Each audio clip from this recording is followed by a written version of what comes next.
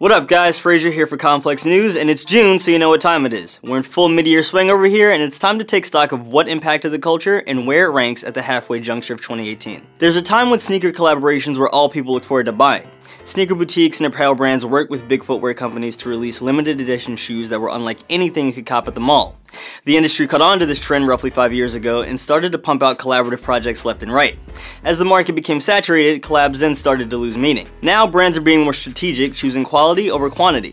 2018 has seen Nike dominate the space hands down. The brand worked with the biggest names in the game, from Virgil Abloh, Comme des Garçons, Kith, Levi's, and more.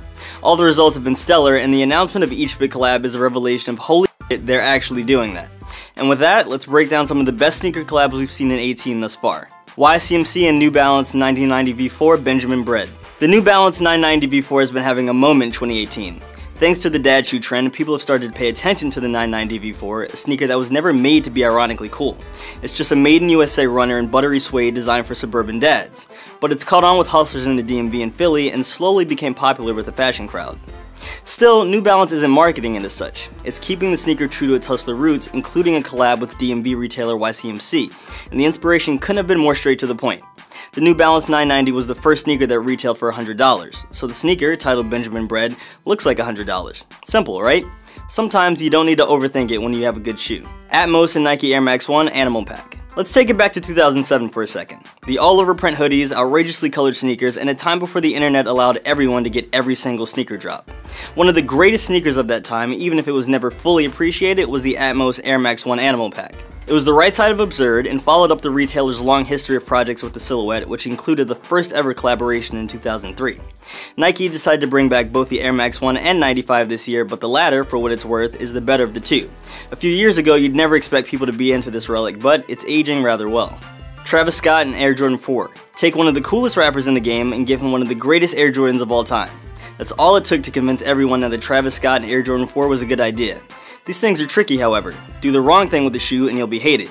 Do the right thing and it'll be an instant classic. Jordan Brand paid homage to Scott's beloved H-Town with a color scheme that takes inspiration from the Houston Oilers.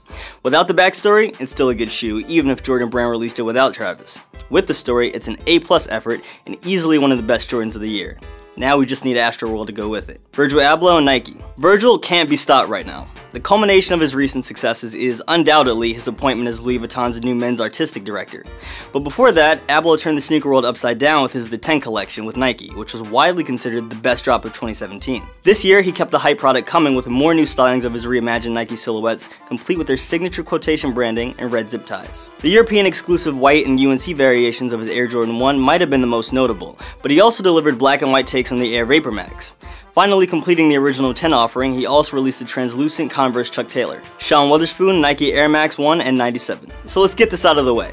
The best collaboration of 2018 so far, and maybe the year, we'll see, is also one of the most divisive. Yes, Nike gave a sneaker to Sean Wotherspoon, a reseller. Yes, he's not the Air Max king that some laud him to be. Yes, round 2, Wotherspoon's shop lets people resell his collab at the store. And yes, there was some release date with the shoe. There's no denying the success of the sneaker though.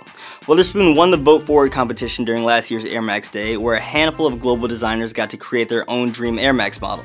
For his shoe, Sean took an Air Max 97 upper and put an Air Max 1 sole unit on it. Simple idea, but it was effective thanks to the upper that was inspired by corduroy Nike hats from the 80s. The shoe caught instant hype and the marketing behind it was great. Sean sold his sneaker out of a van designed to look like his special Air Maxes, which he drove to drop off the shoes at random locations. Kids went crazy for them even if they didn't have an affinity for Air Max.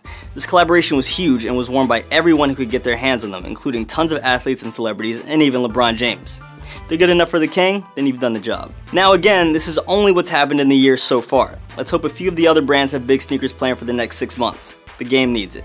For the full list, hit complex.com. For Complex News, I'm Frazier.